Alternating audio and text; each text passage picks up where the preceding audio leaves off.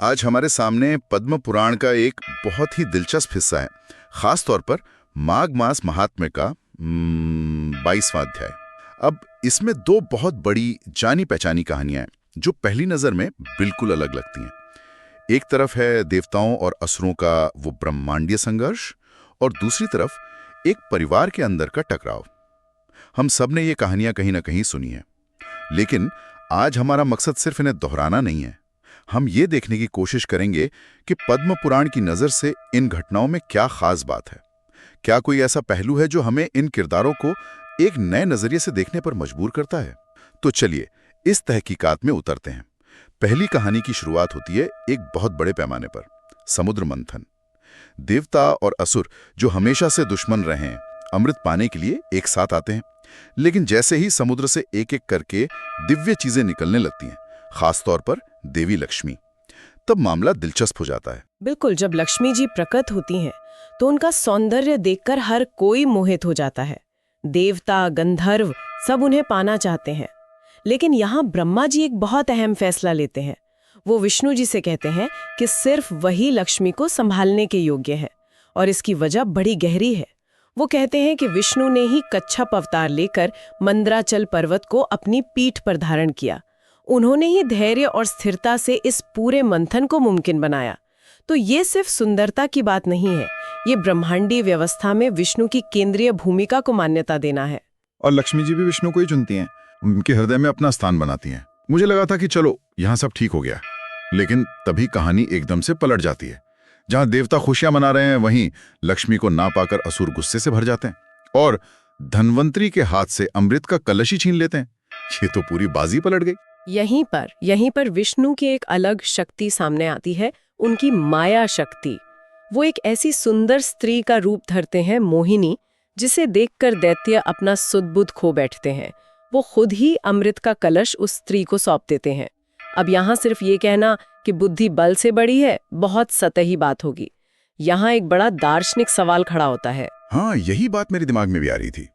ये दिलचस्प है कि व्यवस्था और धर्म की स्थापना के लिए देवताओं को छल का सहारा लेना पड़ा।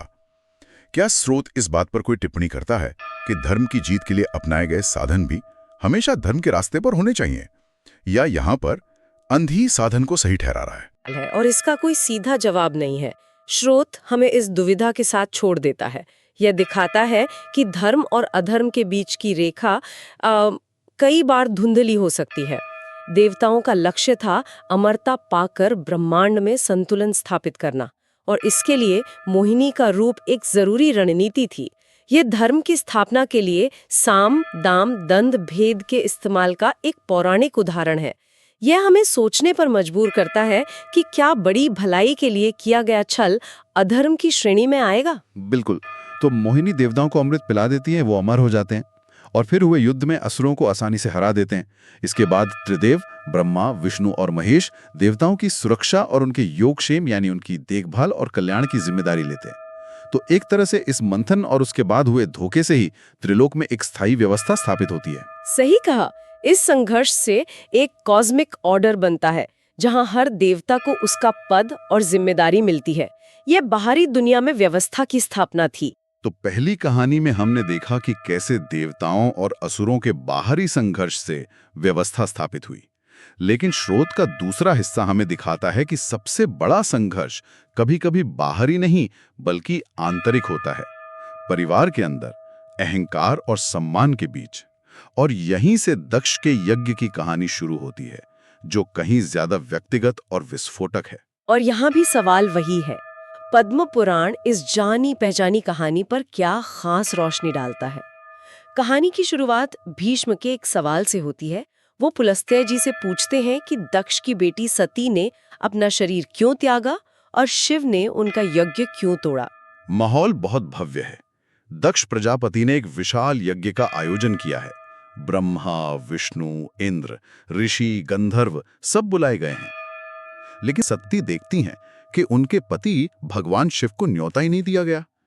जब वो अपने पिता दक्ष से इसका कारण पूछती हैं, तो दक्ष का जवाब सिर्फ कठोर नहीं बल्कि अपमान से भरा हुआ है। दक्ष के शब्द इस कहानी का दिल है। वो कहते हैं कि शिव शरीर पर राख मलते हैं, गले में इंसानी खोपड़ियों की माला पहनते हैं, शमशान में भूतों प्रेतों के साथ रहते हैं। वो कहते हैं कि लोक लज्जा के कारण, यानी समाज क्या कहेगा, इस डर से वो ऐसे अजीब पहनावे वाले शिव को देवताओं की सभा में नहीं बुला सकते। यहाँ दक्ष सिर्फ एक व्यक्ति नहीं है, वो सामाजिक नियमों, परंपरा और बाहरी दिखावे के प्रतीक बन जाते हैं। उनके लिए किसी का असली स्वरूप नहीं, बल्कि समाज में उसकी छवि ज्यादा मायने रखती है। पर क्या हम दक्ष को सिर्फ परंपरा के प्रतीक के रूप में देखकर बहुत सरल नहीं कर रहे हैं? क्या वो एक पिता भी नहीं थे जो अपनी बेटी के लिए एक उपयुक्त वर चाहते थे, जैसा शायद आज भी कई लोग सोचते हैं?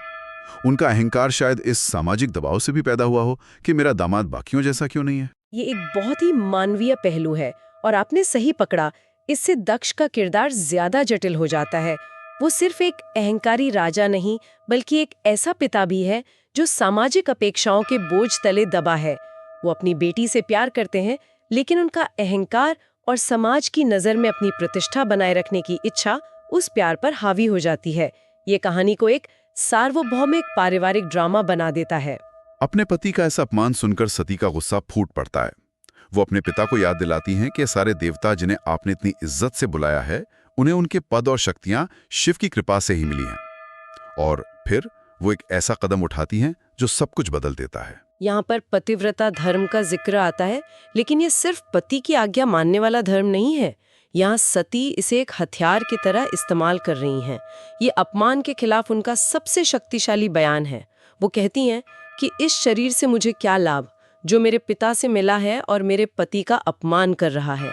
और वो अपनी योग की अग्नि से उस शरीर को ही भस्म कर देती हैं। तो ये धर्म समर्पण से ज्यादा सम्मान की लड़ाई बन जाता है। वो अपने पिता के वंश से मिले शरीर को त्याग कर अपने पति के सम्मान की रक्षा करती हैं। ये बहुत ही मार्मिक और शक्तिशाली क्षण है। स्रोत बताता है कि गंगा के किनारे जिस जगह ये हुआ, उसे आज भी सोनक तीर्थ के नाम से जाना जाता है। बिल्कुल, ये एक बहुत भारी कहानी है।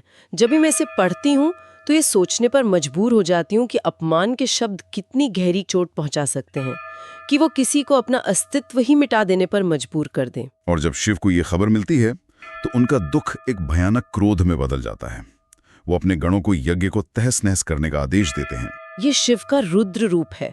जब संतुलन बिगड़ता है, जब धर्म का अपमान होता है, तो वो विनाश करके उस संतुलन को दोबारा स्थापित करते हैं। यज्ञ का विध्वंस सिर्फ एक बदला नहीं है, ये अहंकार पर किया गया प्रहार है। जब यज्ञ नष्ट हो जाता है, तब डरे हुए दक्ष को अपनी गलती का एहसास होता है और वो शिव की शरण में जाते हैं, उनसे माफी मांगते हैं और शिव उन्हें माफ भी कर देते हैं, जो उनके कल्याणकारी रूप को दिखाता है। तो इस कहानी का अंत सिर्फ विनाश नहीं है। नहीं, बिल्कुल नहीं। ये कहानी एक बड़े चक्र की शुरुआत है।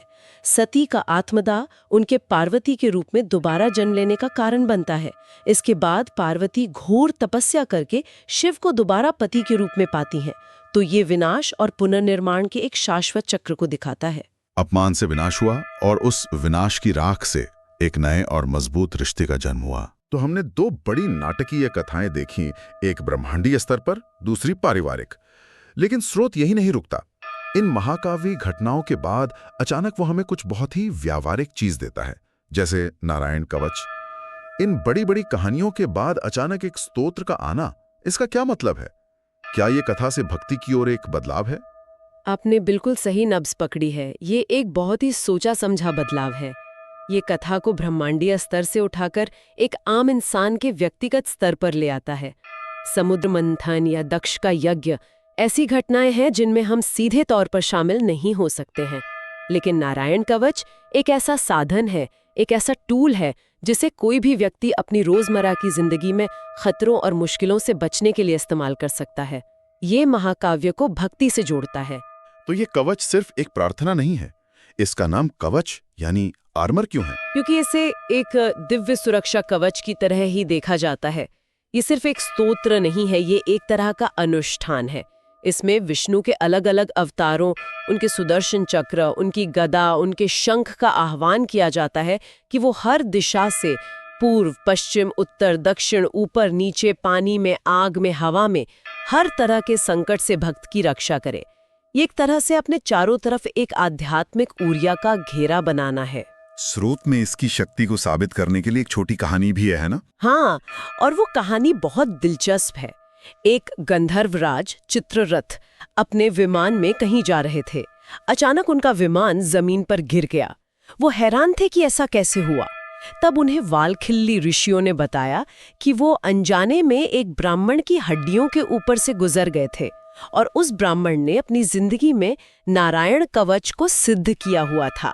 उसकी हड्डियों में भी इतनी शक्ति थी कि उसने विमान की गति को रोक दिया। ये कहानी इस स्तोत्र के प्रभाव को स्थापित करने के लिए है, ये बताने के लिए कि इसकी शक्ति सिर्फ मानसिक नहीं बल्कि भौतिक भी मानी जाती है। तो आज हमने अमरता के लिए हुए एक ब्रह्मांडीय संघर्ष से लेके एक गहरे पारिवारिक और दुखद टकराव तक की यात्रा की और फिर देखा कि कैसे ये बड़ी कहानियां एक व्यक्तिगत सुरक्षा मंत्र से जुड़ती हैं। परिणामों जैसे विषयों को बहुत गहराई से समझाती हैं। समुद्र मंथन में असुरों का अहंकार उन्हें अमृत से दूर कर देता है और दूसरी कहानी में दक्ष का अहंकार उनकी बेटी की मृत्यु और उनके यज्ञ के विनाश का कारण बनता है। और जाते जाते एक विचार छोड़ जाते हैं। दक्ष ने शिव को उनके अजीब पहनावे और लोक लज्जा के डर से नहीं बुलाया, इस डर से कि लोग क्या कहेंगे।